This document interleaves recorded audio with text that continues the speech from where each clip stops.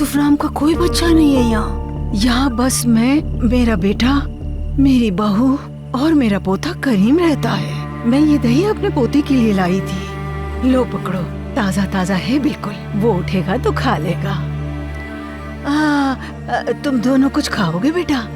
Malic जाओ जरा इनके पीने के लिए कुछ ले आओ, मेहमान है हमारे। नहीं खाला, बहुत शुक्रिया, रहने दें आप। माफी चाहते हैं आपको तंग किया।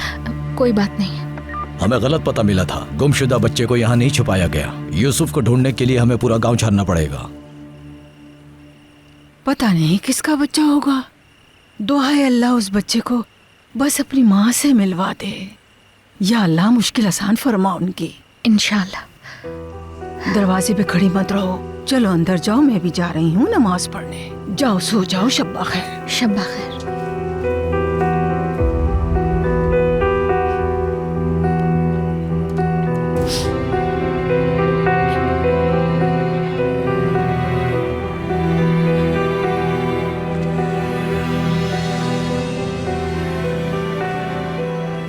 पुरसुकून रहो, सब ठीक है।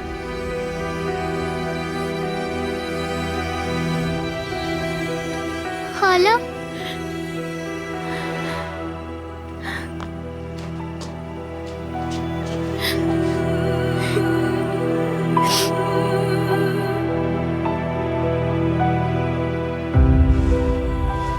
वो लोग चले गए, दोबारा तो नहीं आएंगे ना?